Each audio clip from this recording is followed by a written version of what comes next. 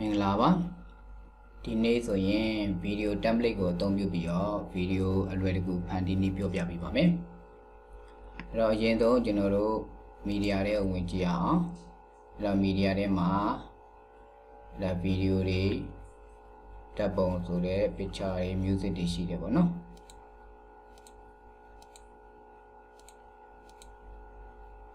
โอเคအဲ့ဒီထဲမှာ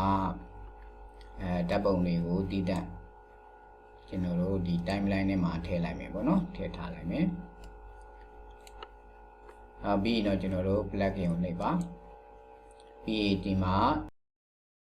magic movie wizard ဆိုတာရှိပါတယ်ဒါလေးကိုနှိပ်ပါမယ်အဲ့ဒီကမှကျွန်တော်တို့ဒီမှာကြည့်အောင်ပါကျွန်တော်တို့ဒီဗီဒီယိုတွေဖန်တီးဖို့အတွက် source 3 ခုရှိပါတယ်အဲ့တော့ media library ဆိုတဲ့အခုနပြောခဲ့တဲ့ media library မှာရှိတဲ့ပုံတွေဗီဒီယိုတွေကိုအကုန်လုံးအသုံးပြုမှာလားပေါ့နော်ဒါမှမဟုတ်ဘူးဆိုရင်လည်း timeline ထဲမှာထည့်ထားတဲ့ဒီပုံတွေပဲကျွန်တော်တို့အသုံးပြုမှာလားပေါ့နောက်တစ်ခုကဘာလဲဆိုရင် selected item ဆိုတဲ့ကျွန်တော်တို့က select လုပ်ထားတဲ့ဒီ item တွေပဲကျွန်တော်တို့ကဗီဒီယိုဖန်တီးမှာလားပေါ့နော်ဒီမှာကျွန်တော်တို့က select လုပ်ထားတဲ့timeline လေးမှာလည်းထည့်ထားတယ်ဆိုတော့အကုန်လုံးက edit ဖြစ်နေရပါတော့အကုန်လုံးက edit ဖြစ်နေရတကယ်လို့များကျွန်တော်တို့ကဒီမှာ select လုပ်မထားဘူးဒီမှာဆိုရင်လည်း select လုပ်ထားရပါတော့ကြည့်ကြည့်အောင်ဒီမှာဆိုရင်ကျွန်တော်တို့က selected ဒီမှာ timeline မှာလုပ်ထားတဲ့အတွက် selected item မှာပြုတ်သွားတယ်ဒါ media library ထဲမှာကျွန်တော်ပုံတွေရှိရတဲ့အတွက်ကြောင့်လို့ edit ဖြစ်တယ် timeline မှာလည်းပုံတွေရှိနေတဲ့အတွက်ကြောင့် edit ဖြစ်တယ်အဲ့တော့ကြိုက်တဲ့နည်းနဲ့သုံးပါအဲ့တော့ဒီ timeline ထဲမှာရှိတဲ့ပုံတွေဗီဒီယိုတွေပဲကျွန်တော်တို့ကဗီဒီယိုအပြည့်အသုံးပြုခြင်းနဲ့ဆိုရင် timeline ကိုရွေးမယ်ပြီးရင် next ကိုရွေးမယ်ပေါ့နော်ဒီမှာတော့ကျွန်တော်တို့က video template တွေရှိပါတယ်အဲ့တော့ဒါ memory field ဆိုတာကတော့ဒါနမူနာကျွန်တော်တို့ template လေးတွေပါအသုံးပြုခြင်းနဲ့ဆိုရင် select ပြီးရင် next ကိုထပ်နေပါ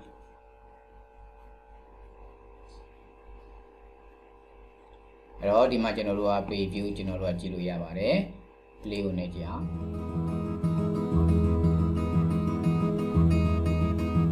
အဲ့တော့ပုံလေးတွေဒီလိုလေးပေါ်ပြပေးမယ်နောက်ခံဒီလိုဗီဒီယို automatic ကျွန်တော်တို့ကဗီဒီယိုတစ်ခုဖန်တီးပေးလိမ့်မယ်ပေါ့နော်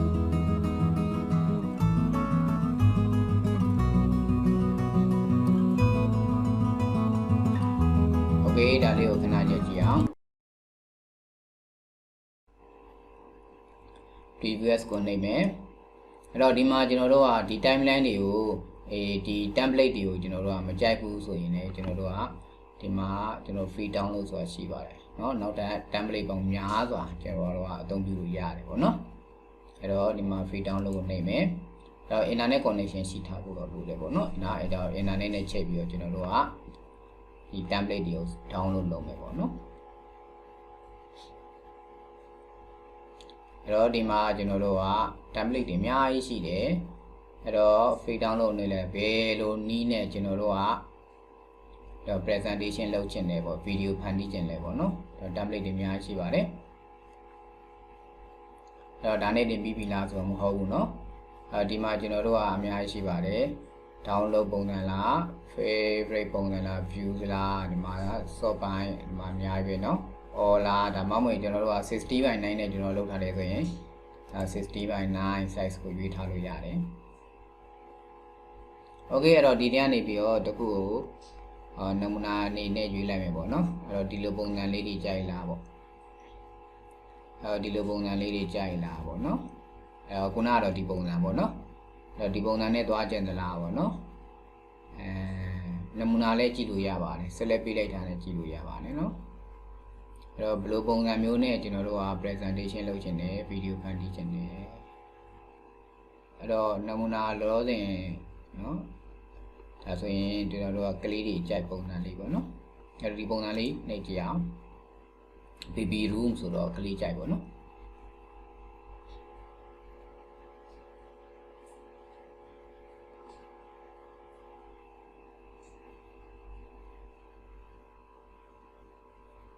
โอเคဒီမှာဖွင့်ကြည့်မယ်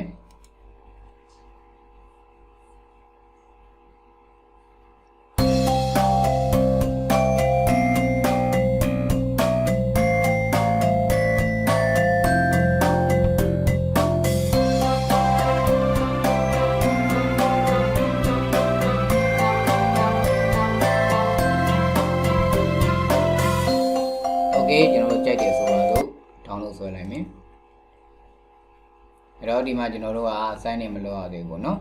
đó sign in lâu đủ đấy tại cho mình ok này mẹ sign in thì lâu lại bảo mẹ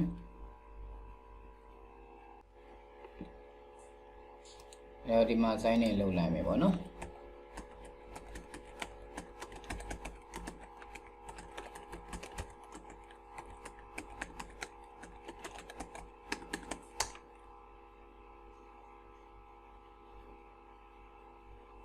ok rồi cho nó là sign in lâu lại đi đó đã rồi accept lâu bị ba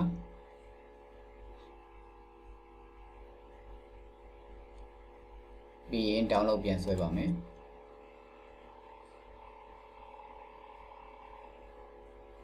နော်ဒီမှာ download လုပ်နေပြီပေါ့နော်အဲ့တော့ download လုပ်နေလားမလုပ်ဘူးလားဆိုတာသိချင်ရင်တော့ဒီညာဘက်အပေါ်ဘက်မှာဒီ download arrow လေးပေါ့နော် download button လေးပေါ်နေတာလုပ်နေပါတယ်အခုဆိုရင်တော့ထင်ထင်ရှားရှားတွေ့နေရပါတယ်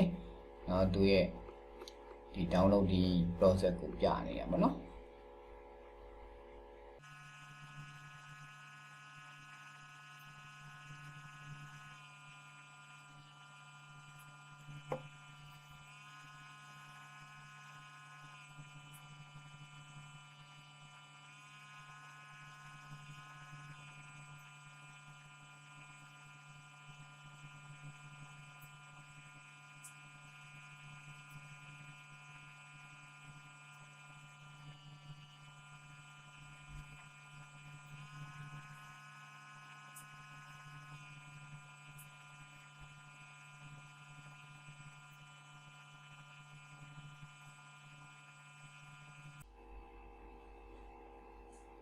โอเคဒါဆိုရင်တော့ download ပြီးသွားပြီကျွန်တော်ဒီမှာ download folder လေးကိုနှိပ်မယ်ဘယ်ထဲမှာ download ရောက်သွားလဲပေါ့နော်โอเคဒီမှာဆိုရင် baby room ဆိုတဲ့ download file လေးရှိတယ်ဒီဟာလေးကိုအသုံးပြုဖို့အတွက်ဒါလေးကိုဖွင့်ပေးရမယ်တနည်းအားဖြင့်ပြောမယ်ဆိုရင်တော့ install လုပ်ပေးရမယ်ပေါ့နော် double click နှိပ်လိုက်ပါโอเคအဲ့တော့ successfully install ဆိုတာပေါ်ပါပြီโอเคနှိပ်ပါမယ်အဲ့တော့ကျွန်တော်တို့power area တော့ပြန်သွားမယ်ဒီမှာကျွန်တော်တို့ကတစ်ခုပို့လာတာတွေ့ပါတယ်ဟာနော်အဲ့တော့ baby room ဆို auto ပေါ်လာပြီပေါ့နော်အဲ့တော့ဒီ baby room လေးကိုကျွန်တော်နှိပ်မယ်ပြီးရင် next ကိုနှိပ်မယ်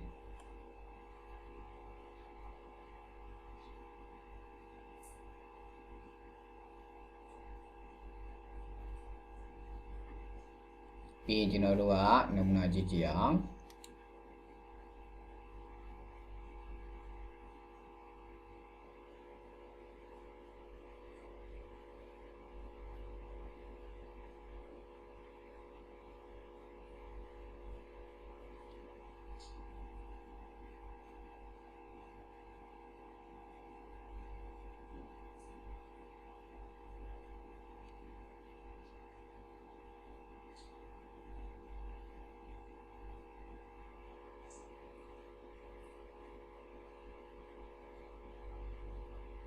โอเคအဲ့တော့ဒီ video template မှာတော့ကျွန်တော်တို့နောက်ခံအတန်မပါဘူးပေါ့နော်အဲ့တော့နောက်ခံအတန်မပါတဲ့အတွက်ကျွန်တော်တို့ကအတန်ထည့်ခြင်းနဲ့ဆိုရင်ထည့်လို့ရပါတယ်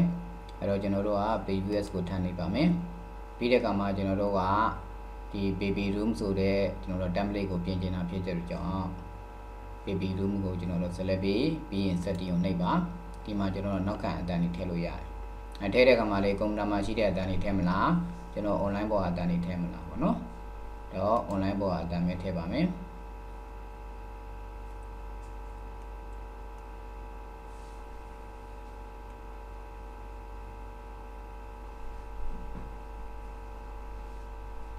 အဲ့တော့ဒီမှာနမူနာတစ်ခုကျွန်တော်တို့ကရွေးလိုက်ပါမယ်ပြီးရင်နားမထောင်တော့ပါဘူး okay နေလိုက်မယ်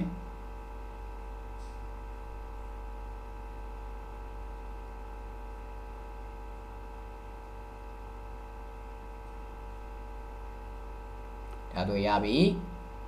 အဲ့တော့ဒီမှာကျွန်တော်တို့က video length က1ကျွန်တော်တို့က10မိနစ်နဲ့30စက္ကန့်ပေါ့နော်30စက္ကန့်ရှိပါတယ်အဲ့တော့ audio length ကတော့audio length က10မိနစ်နဲ့30စက္ကန့်ရှိတယ်ပေါ့နော်အဲ့တော့ audio length မှာအဲ့တော့ total length rồi movie land thì mà rồi nó cho nó rồi total movie land số bao cho nó rồi bao lâu xí mà lẽ bọn nó đó movie land bao lâu xí mà lẽ tàu dân ngã sắc cả bọn nó tàu dân ngã sắc cả xí rồi photo land bọn nó thì thế ra để bông ye land ngã cho nó rồi tàu dân ngã sắc cả xí bà đấy thì audio land nó để mình nên tàu dân cho bọn nó tàu dân sắc cả cho xí đấy bọn nó tàu dân sắc cả cho xí bà đấy rồi bữa lâu mà lấy bọn nó rồi cho nó rồi outboard land của cho nó rồi tàu dân ngã sắc cả mấy cho nó rồi photo land đây mấy cho nó rồi thả trên là bọn nó ai thả trên này ya đấy tham gia bộ này fade duration to background music số đấy cho nó là chính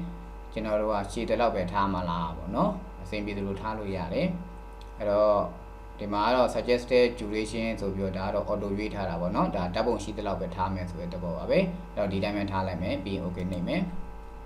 bị next của biển này mấy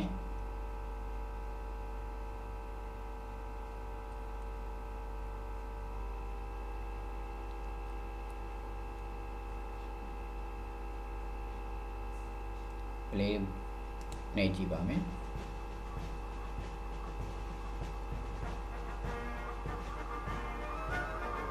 thì mà rồi nó đã bà làm gì nó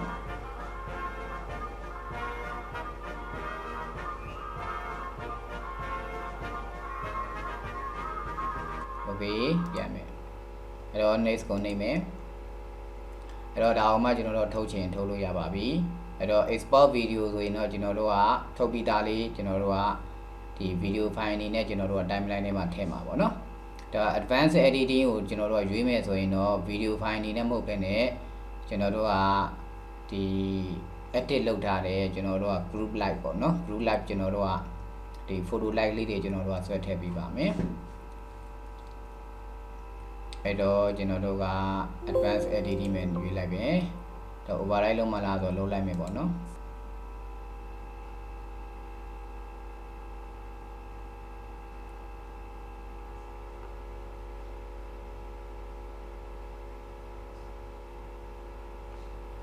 ok rồi đi mà chúng nó chỉအောင်rồi đi mà đóတွေ့တဲ့တိုင်းပဲကျွန်တော်တို့က advanced editing နဲ့ထည့်တဲ့အခါမှာကျွန်တော်တို့ကသူ့ပုံတစ်ပုံချင်းစီကိုကျွန်တော်တို့ကဟိုခွဲထုတ်ပေးထားတယ်ပြီးရင် effect ဆိုရင် effect like intro ဆိုရင် intro like ကျွန်တော်တို့ခွဲထုတ်ပေးထားတယ် music ဆိုရင်လည်း music အလားကျွန်တော်တို့ကခွဲထုတ်ပေးထားတယ်ဒါကြောင့်မလို့ဒီ music ကိုမကြိုက်လို့တခြားတစ်ချက်ထပ်ပြောင်းချင်တယ်ဆိုရင်လည်းပြောင်းခွင့်ရှိတယ်ပေါ့နော်အဲ့ဒီလိုပဲကျွန်တော်တို့ကအောက်မှာရှိတယ်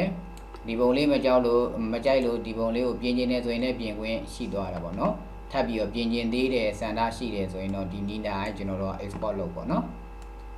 import လုပ်ပေါ့နော် okay အဲ့ဒါလေးကိုပြန်ဖွင့်ကြည့်အောင်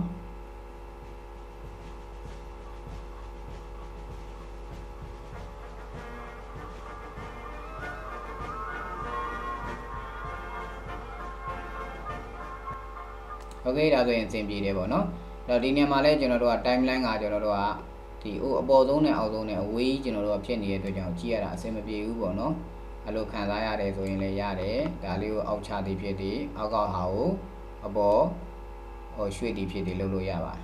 အဲ့တော့ဒီနေရာမှာဒီဟိုသွားပြီးတော့ရွှေ့နေတာနည်းနည်းအချိန်ကုန်နေပေါ့နော်အဲ့ဒီလိုမသွားချင်ဘူးဆိုရင်ကျွန်တော်တို့က keyboard က order လေးကိုနှိပ်ပြီးတော့ကျွန်တော်တို့က base လေးကိုနှိပ်လည်းရတယ်နော်ဒါဆိုရင်လည်းအပေါ်ကကျွန်တော်တို့အလွယ်တကူသွားလို့ရတယ်ပြီးကျွန်တော်တို့အောက်ကိုရွှေ့မယ်ဘိန်းလေးကိုနှိပ်မယ်โอเคဒီလိုလေးကက်ကက်လေးဆိုတော့ကြည့်ရတာအဆင်ပြေတာပေါ့โอเคအဲ့တော့ဒီမှာဒီ audio အတန်းကိုပြောင်းချင်လည်းပြောင်းလို့ရတယ်ဗီဒီယိုတွေပြောင်းချင်လည်းပြောင်းလို့ရတယ်အဲ့ဒီလိုပဲဒီမှာကျွန်တော်တို့ကစာတန်းထိုးတာဘာညာကွက်ကမပါဘူးဒါကြောင့်မလို့စာတန်းထိုးတဲ့ကျွန်တော်တို့က intro တွေထည့်ခြင်းထည့်လို့ရတယ်ဒီမှာပိတ်ကျွန်တော်တို့ကနှုတ်ဆက်စကားတွေမပါဘူး outro တွေပါတွေထည့်ခြင်းထည့်လို့ရတယ်အဲ့တော့နောက်ဆုံးပဲကိုယ်စိတ်ကြိုက်ပြုပြင်ပြီးကြတယ်မှာကျွန်တော်တို့က produce လုပ် export လုပ်ပြီးတော့ကျွန်တော်တို့ဗီဒီယိုတစ်ခုအနေနဲ့ဖန်တီးလို့ရတယ်เนาะ